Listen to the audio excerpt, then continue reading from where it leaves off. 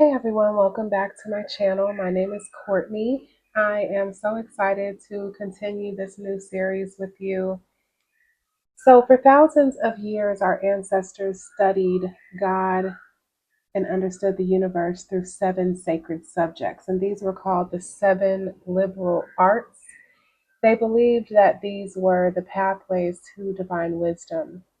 The first three of these subjects dealt with language and the mind. We studied that through grammar, logic, and rhetoric, how we structure language, how we think, and how we communicate truth. The next four deal with mathematics and the cosmos. So, those are the studies of arithmetic, geometry, music, and astronomy. Understanding numbers, space, and time, and the movements of heaven. Our ancestors knew that these seven studies would ultimately lead them to theology, the study of God itself. What I've discovered is that these same sacred principles are beautifully encoded in the tarot. And throughout this series, we're going to walk through these ancient studies together using the tarot as our guide while also incorporating biblical wisdom and astrological insights. So we're going to see how the cards reveal the same divine mathematics, cosmic patterns, and spiritual truths that our ancestors spent their lives studying. This isn't just about card meanings. This is about understanding how God embedded these universal principles into every symbolic system. I made a video prior to this that I posted, which I called part one, but this is my new part one. Okay. So, the first place that I actually want to go with this is the fact that within these seven liberal arts, the fact that there is three and then four. Okay. So, we said that the first three, we're talking about grammar, logic, and rhetoric. Okay. And then when we move on to the next four, that's where we're getting into arithmetic. Oh my gosh. Arithmetic, geometry, music, and astronomy. I almost wanted to bust out in song. Now, I'm going to tell you right now that this series, we're going to be going a lot of places. I'm going to be bringing up different phrases that the collective unconscious or consciousness, where it is very like popular phrases, different songs that come to mind. We're going to be talking about astrology. We're going to be talking about numbers. We're going to be incorporating everything. But again, we're using tarot as the base. Now, in my last video, this all came to me and started because of an awakening that I had been experiencing. And I wanted to understand better for myself about the journey of the divine masculine and the divine feminine.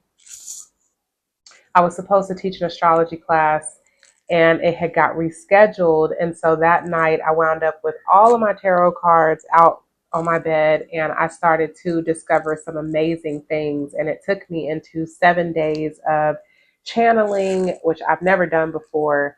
And I'm just so excited to share this with you guys. So 3 and 4. In my last video, we talked about the 3 and the 4 being related to the Empress, because in the major arcana, the 3 is the Empress and the 4 is the Emperor. Oh, I was spelling it right. That's exciting. So the Empress and the Emperor, it adds up to that number 7, which gives us Chariot energy. And the Chariot card, you can see you got the black Sphinx, you have the white Sphinx. This is where things can actually get moving when we have our will in balance. Okay. What's the scripture? How can two walk together unless they be equally yoked? You can't have one person going this way and one person going that way. There's no way that we can move to a shared place if there's scattered energy, right? So that's depicted in the tarot, that's depicted in the Bible. And please, throughout this series, comment and share if you have different spiritual practices and you notice the parallels. Please share them. Like, I do have a Quran, but I'm not fluent in the Quran like I am with the Bible. So that's why I reference the Bible here. But as we do this together, I really want to start to connect the different pathways and how they are showing us the same thing. Okay. So the 3 and the 4, it adds up to the Chariot. This is, again, another clue of how we can get things moving. Okay. Now, another thing that I wanted to share, and please forgive me for skipping around. I feel like eventually these things are going to start to really flow together. But for right now, this is where we are. Okay. Um,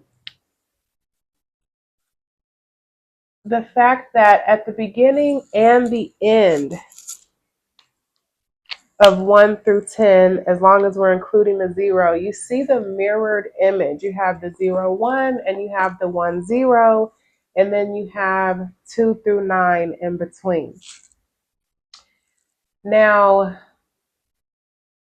there's just so many places to go. Something that I noticed that was very beautiful, as you add, and we went through this in the other video, as you add up all of the numbers in the middle, when you add 2 plus 3 plus 4 plus 5 plus 6 plus 7 plus 8 plus 9, it equals 44. The joy of the Lord is our strength. The strength card, number 8. The fact that we have 44, which in numerology is a number of divine protection, if I'm not mistaken. 44 could be a significant number. I feel like people um, who are really connected with the energy of the 4, that's Emperor energy. 44, which adds to the 8, that's the energy of the strength. So as you begin to study these things and study yourself, you start to recognize some of the numbers that really connect with you, and God really starts to speak to you in a whole new way. So to me, that shows that we are protected within God. They say that we're living in a matrix. They say that we're living within a simulation, right? So the fact that 2 through 9 sits in between 0, 1, 1, 0, the alpha and the omega, the beginning and the end. I'm also getting divine feminine, divine masculine. Okay. Now you got the Fool card, which is an androgynous energy. Okay. We're going to also talk about how I do believe that God is androgynous. In the Bible, it says male and female made he them. Every, I'm trying not to gender, right?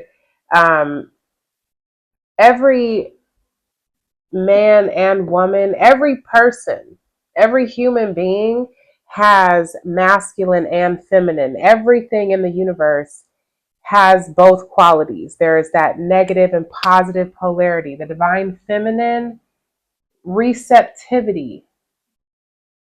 I don't like to say negative and positive. I try to use different terms. So you have receptive, expressive. You have yin, you have yang. Okay. So the divine feminine magnetizes. The divine masculine, it's like I almost want to say it's like a magnetic energy, but a different force or a different way. Whatever. Okay.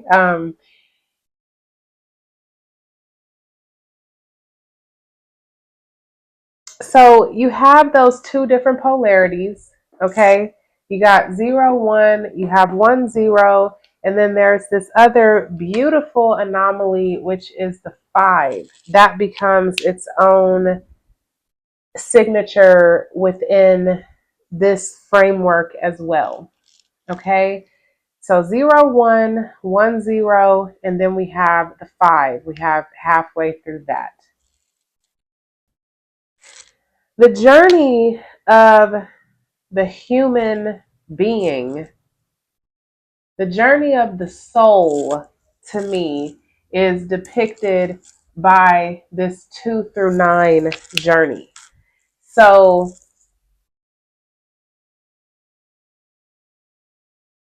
let's take off the Fool and the Magician.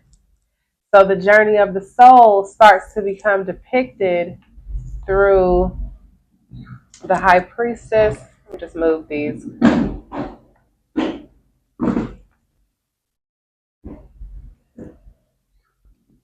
My neighbors got like all the cool cars, toys, bikes, tips and tricks. They just the bomb over there. So clearly they out there stunting. Don't mind my neighbors. All right. So the journey of the human soul. Let me let them do their thing. Go ahead, neighbor. Got kind of loud. I don't know how well you can hear it with my microphone. All right. So the journey of the human soul starts to become depicted through the High Priestess, through the Hermit. So we as humans are learning how to intuit. We're learning how to make choices and to have discernment. I'm like, where's my Chariot card? That was out of order. I know somebody was like, move it, move it. Okay. We're learning how to intuit. We're learning how to nurture. We're learning who we are, the 4, the Emperor.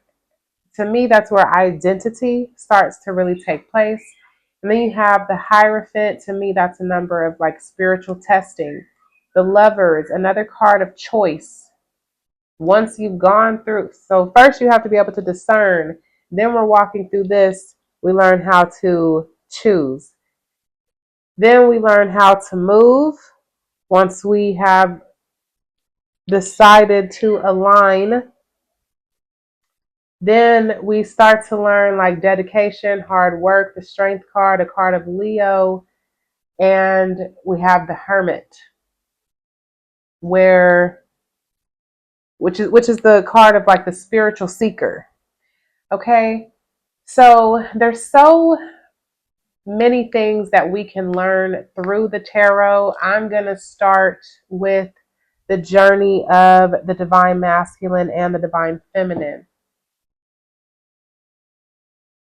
Also, just really quick before I erase this, 144 is a significant number within the collective, right? What's the significance of the number 144,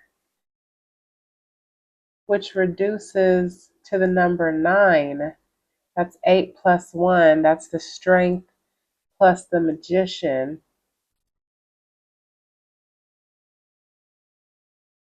The number 9 in numerology represents universal consciousness and humanitarian service. Very interesting that we are in the year of a 9. 2025 adds up to 9. Something about sacred measurement.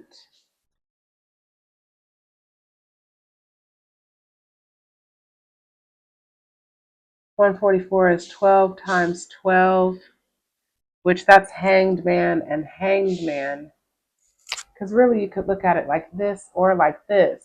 144 or 441, which I think 44.1 hertz is a thing in music. or as far as frequency. Oh God, I'm gonna drop my pen. So the fact of, because we're also going to get into talking about mirrors, and so the fact that we have mirror numbers here, okay, if there was a line in between the 44, you've got 14, but then you also have 41. You could have 144, but you could also have 441, which I find fascinating. Head on over to part 2 of this video.